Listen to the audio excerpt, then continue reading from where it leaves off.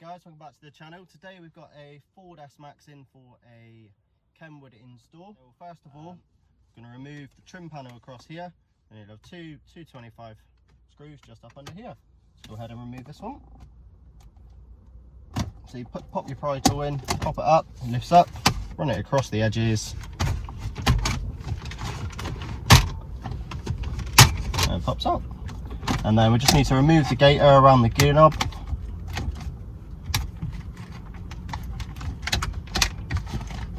And then once that one's removed, lift it up over the handbrake and out into the unit.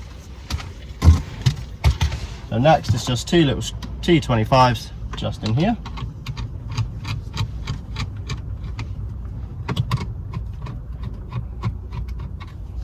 Before we're going to remove this bit of fascia, just got to remove the top bit of fascia, including the buttons, across here.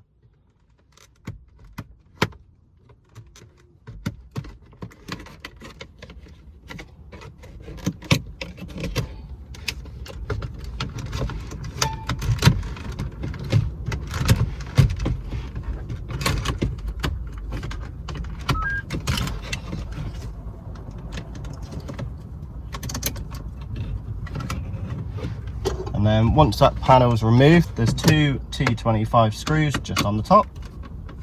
So go ahead and remove them ones.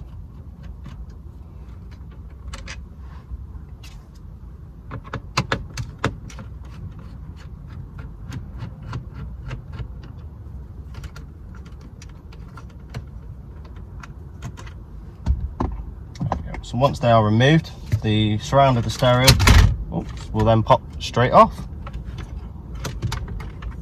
And then on the back of that one, there's just two little lock clips. Pop it in, pop in the terminal, pull back the black clip and it releases it, and the same for the black one. And we're straight out with this one. Obviously this is the round stereo on this one. The customer has actually provided a different fascia for the square one.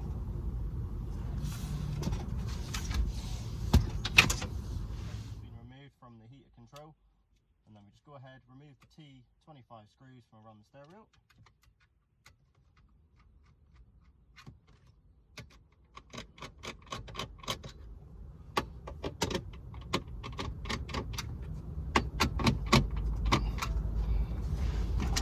And then once that's removed, stereo will then just pull straight out.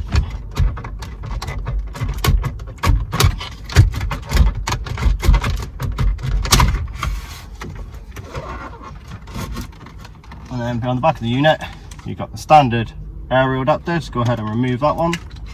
And then you've got the quad lock adapter. Pop on the middle, push on the middle, comes undone.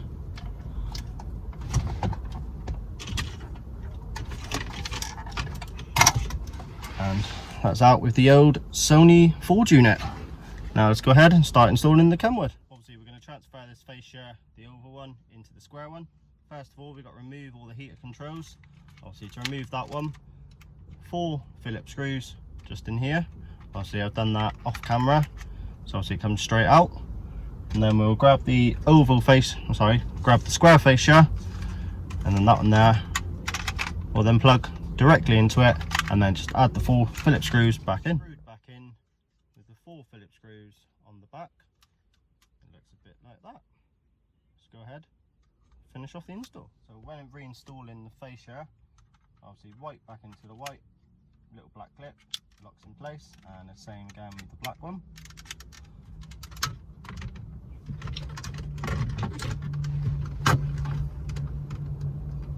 That's that one, and then you just add in the 4 T25 screws again, all top corners. Let's go ahead and do that.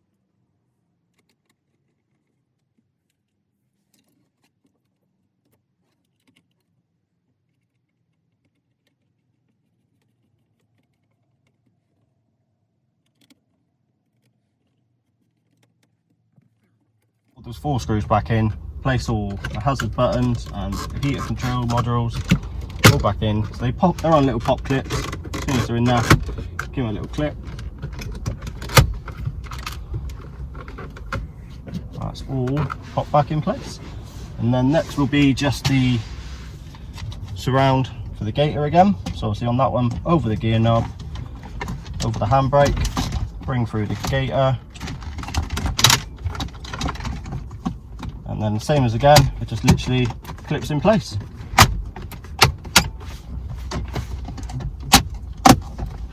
And last, don't forget to put the gator back over, and that's that one all complete. Let's go ahead and get the fascia and the stereo in. What we got for the vehicle is from Connect2. The part code is CTKFD21. It's the complete installation kit from Connect2. Let's go ahead and open it.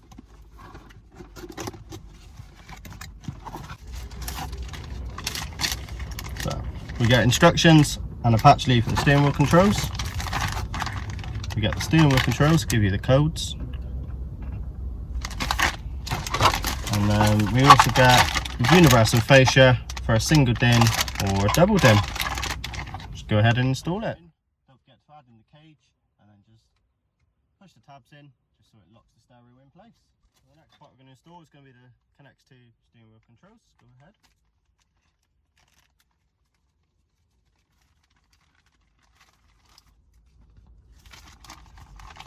See, in the box you get your parts, telling you which parts and what vehicles it actually fits, and it just gives you a quick run through of them. And then you get the actual steering wheel control itself and the module for the steering wheel controls to work. So you literally just plug the lead and the black box together like so, and then in another bag, which I'll grab out in a minute, you've got the patch lead, and the patch lead just plugs in to that end there. So then into the vehicle side, we'll join it to the factory fitted quad lock, like so, and then together, and it clips in place. So now I'll get out the patch lead.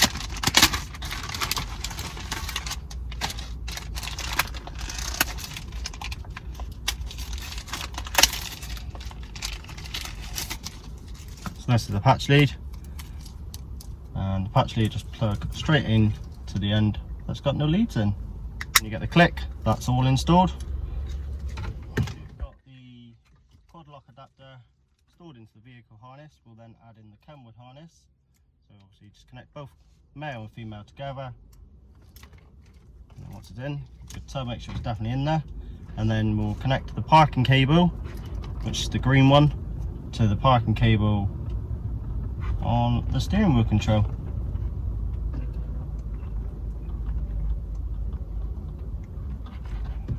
Like so. Next part will be connecting up the steering wheel controls. So the Kenwood unit works with the Ford steering wheel controls. So with the Kenwood unit, we've got to cut the orange, cut the green, keep the purple, and then we've got to join on the Kenwood unit the steering wheel control wire, which is a yellow line with a blue one, into key 1. Let's go ahead.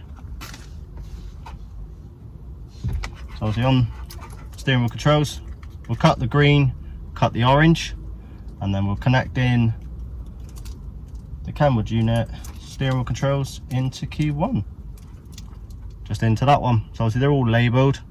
Let's go ahead and do that.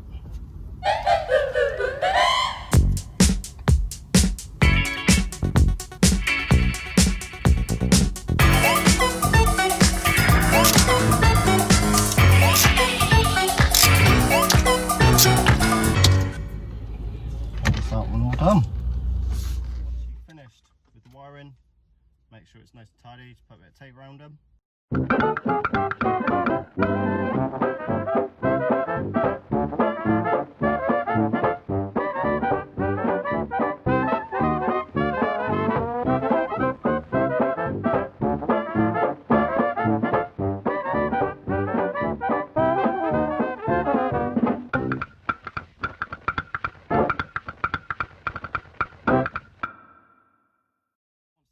Controls have all been installed, we're going to then install the mic. It's got this little lip on here. Obviously on that one it just sits in the headlining, the wire then tucks behind the headlining, and we'll run it down the A pillar and behind the glove box straight into the stereo. Let's go ahead. So I'm just going to install it just out of sight of camera, just up here. So next bit to do will be install the GPS cable. So that one there literally just sticks up behind the back of the dashboard, and then when you're using Apple CarPlay, Android Auto, it will give you all your maps. So we'll just tuck that one up.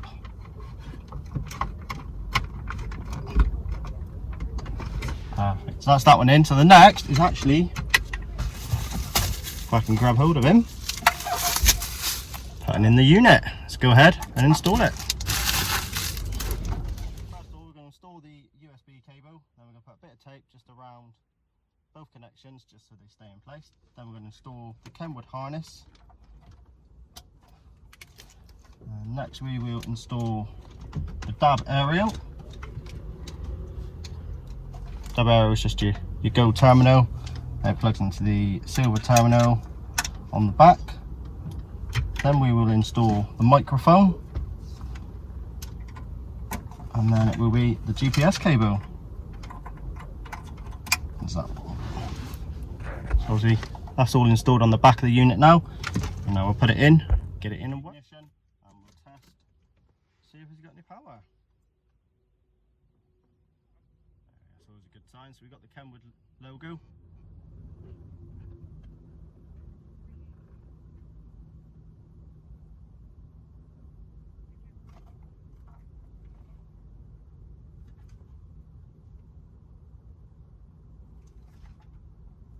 Once we've tested it for power, we'll then check to see if the steering wheel controls work. Go ahead.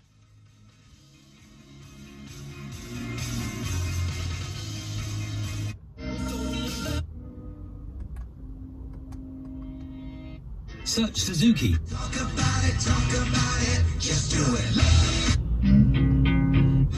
So that's all working. Now we'll put it into here now, and then we'll go ahead and finish up the install. You've got all the wires tucked in neatly behind the back. Give it a push, and the unit will lock in place. Back to home page. Make sure buttons are still all working with the volume. Expelled from the English Football League. And the last bit is just the fascia to finish them off. Spoke with TalkSport to Sam Allard in the lead up to this morning's first session. It's been a frustrating week for me personally. And that is all nice and neat. Give you a bit of a closer look. Installed now, so go for it again. Got the steering wheel controls, all working. Gives you the Apple CarPlay, so it gives you all your maps, your text messages. So if you enjoyed today's video, guys, don't forget to like and subscribe. Thanks for watching.